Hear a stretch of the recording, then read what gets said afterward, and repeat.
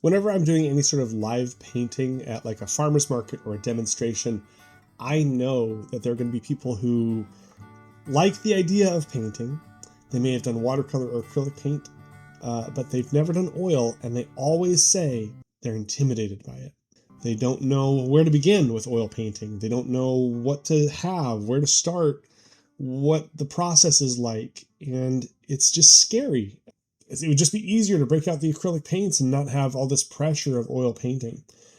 So I'm here to demystify it a little bit and give you my 10 essentials to start oil painting. Now, this list isn't in any particular order. These are just things that you will need, and some things that you might think you need, but you don't need. I'm going to mention those too, non-essential items for oil painting. This is just going to help you get an understanding, a broad understanding of what's expected every time you want to go paint. So the first essential of oil painting is oil paint. You need that to do the oil painting thing, right? So what is oil paint? It is pigment that is suspended in a binding agent of oil. Usually linseed oil, sometimes safflower or sunflower or walnut oil, but usually linseed. Very easy to blend. This makes it very easy to mix colors. And in some cases, easy to overmix colors and muddy your colors. And so this is why it can often be intimidating or difficult to work with for some people. But if you like the idea of blending colors, or if you like the idea of mixing really vibrant colors on your canvas, or sorry, on your palette, oil paint is really good for that. You can mix on your canvas too. You can fix mistakes with a little bit of paint that's going to mix into the paint on your canvas. Some people don't like this for the purpose of how long it takes to set. Oil paint just takes a long time to oxidize and dry, basically, compared to acrylic paint. But the plus side of this is it's very flexible. You do need to know going in that it's going to take 2 to 3 days, maybe 4 or 5 days, depending on the pigment, the paint that you're using, for something to actually set and dry. Usually white, titanium white, is kind of a common culprit of being taking a long time to set. Now, oil paint can become brittle over time as it does set, and so there's a method of working called fat over lean, and this is something that you can dive into more on your own time.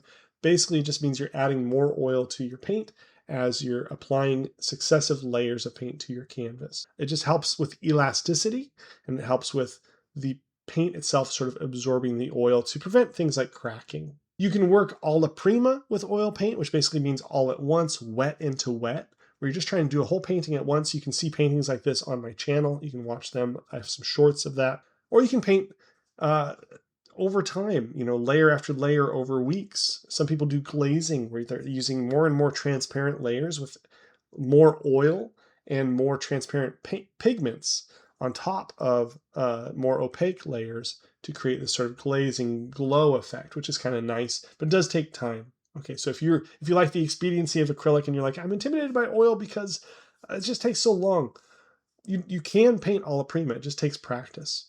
And it's probably one of the best ways to actually introduce yourself into oil painting is to paint alla prima and not worry about glazing at all. That's more of an advanced technique. So while there is a ton more to talk about when it comes to oil paint, that's for other videos. We're not going to go diving deep into that. You just know you need oil paint, and oil paint is going to work in a certain way that's a little bit different than some other paint mediums. All right, so the second essential we'll talk about is a surface to paint on, right? You need something to hold the paint. Usually this is a canvas or some sort of a panel. Maybe it's some sort of a linen, stretched linen.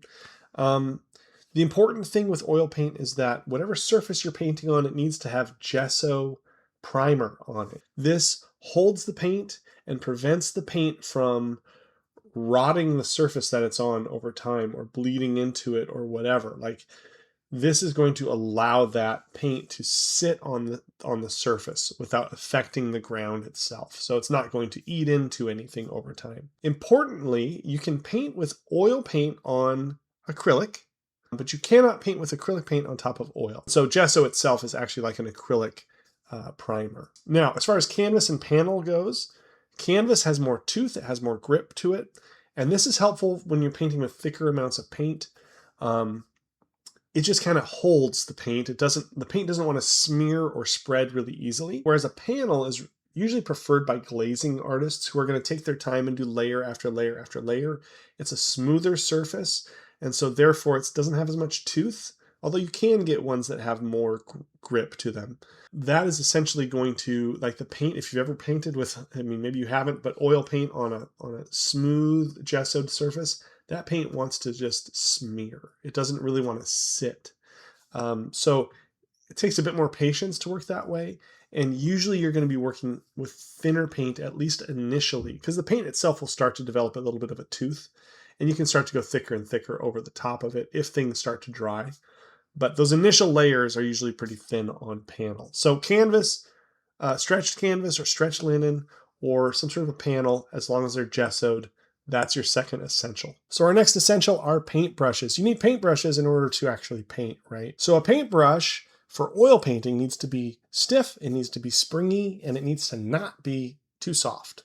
A very soft brush is usually best for watercolor, where it can soak up a lot of water and spread that water out over paper. With oil paint, you're dealing with something a little thicker, and so you want something that's going to be strong. There are flat brushes, round brushes, filberts, fan brushes, bright brushes, right? These are the shapes of brushes, but before you even choose the shape, you need something like a hog hair style bristle, or you need something like a mongoose style bristle. You can use slightly softer, like the mongoose is softer than a hog hair. Sable is softer than both. Those are good if you're doing more detail work with like a little added oil. The more oil you add to your paint, the easier it flows, and so it becomes a little bit more watery, even though it's not water.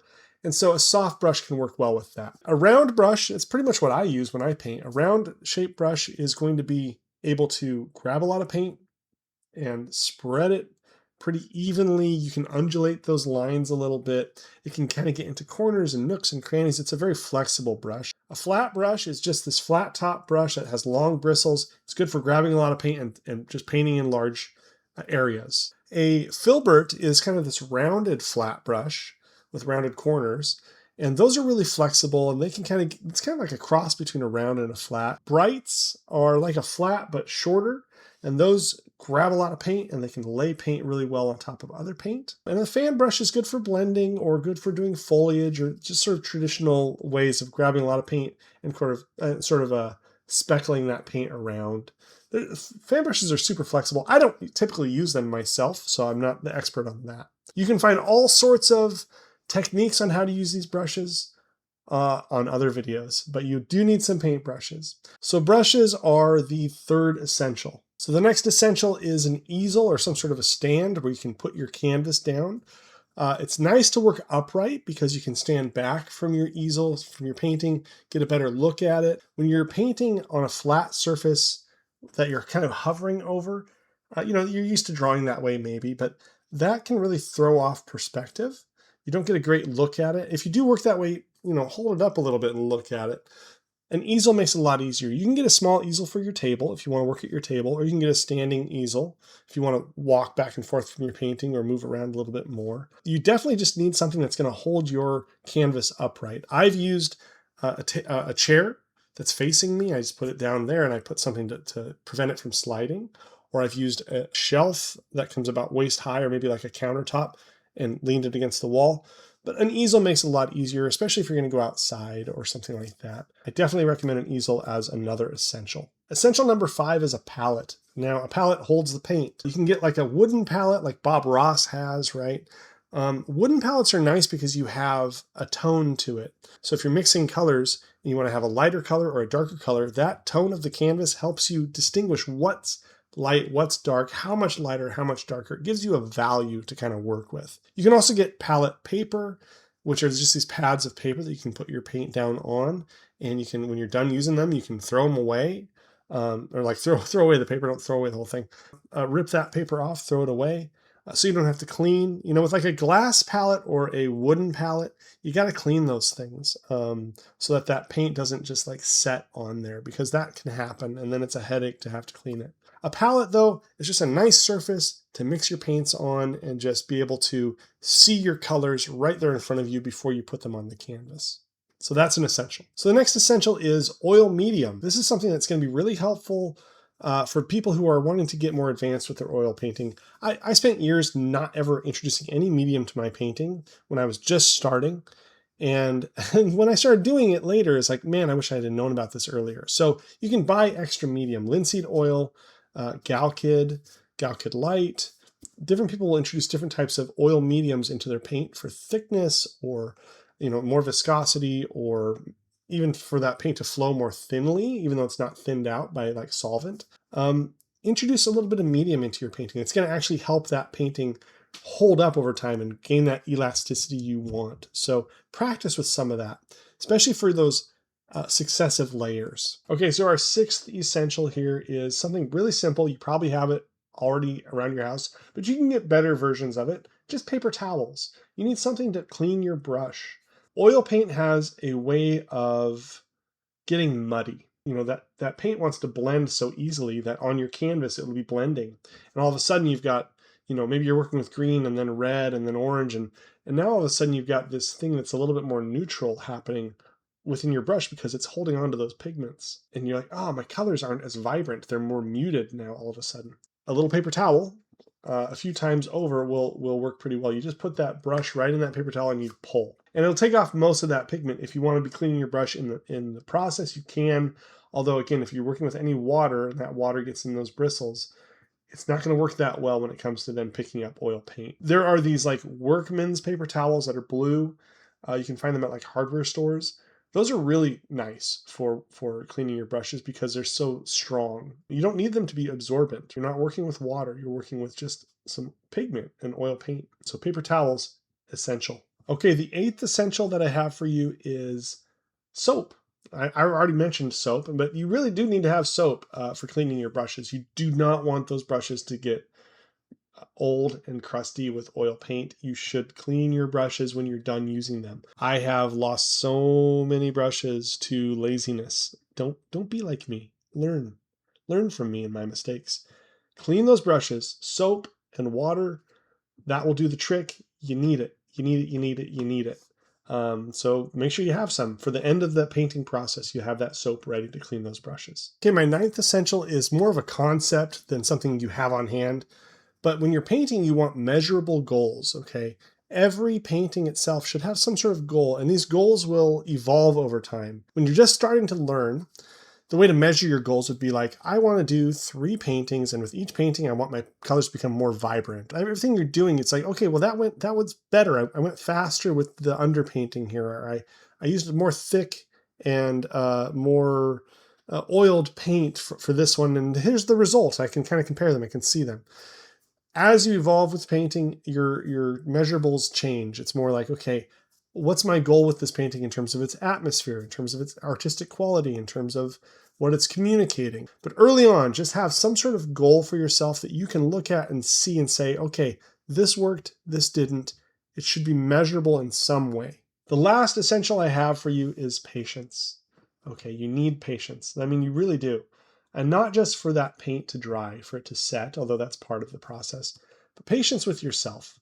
When I look back on my paintings that I was doing 20 years ago when I was first starting out with oil paint, or even 10 years ago, or even 5 years ago, I see the improvement that I've made, and it just takes time. It takes time and effort, and I can see like, okay, I had an idea when I look at those old paintings, but I didn't have the skills to achieve that idea. There's a certain mixture of patience and willingness, right? So willing to do the thing and to feel good about doing the thing, whether or not you have those abilities. So be patient with yourself, be patient with the paint, be patient with the process, be patient with the materials, because really time is a huge factor in succeeding, reaching the goals that you're setting for yourself, right?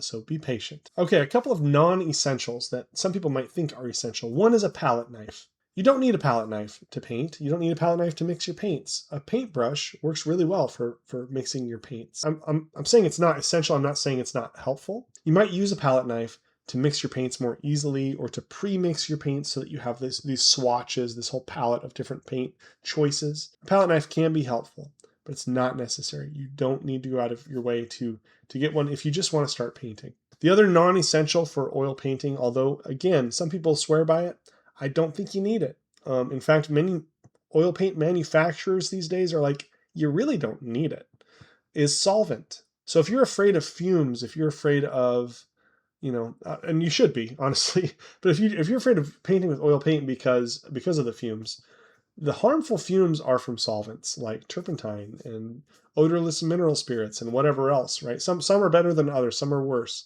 You don't have to use that. Paint straight from the tube has enough spreadability to where you can just get that down on the canvas and you can scumble it in. Scumbling is just pushing that paintbrush into the canvas or the panel and just working that paint into the shapes that you want, and then bring more paint over the top of that. You can watch me do this on this channel. I have multiple videos showing this sort of stuff. So you don't need solvent. Solvent, all it does is it thins paint because it eats away at the oil. So you're left with more watery, pigmenty sort of solution. Could be helpful in some cases. It's not always. So I don't necessarily recommend it. So those are my 10 essentials for oil painting for beginners or people who want to become more advanced. Hopefully these were helpful to you. And, you know, of course, other videos will expand on that and expand on those ideas. And you can kind of see from my other work that maybe putting it into practice, what that actually looks like. If you're not already subscribed to my channel, I encourage you to subscribe. I don't put out a crazy amount of videos, but when I do, I try to make them pretty good. I'd appreciate comments and likes and suggestions of things that maybe I can make a video on. So thanks for watching, and I'll see you next time.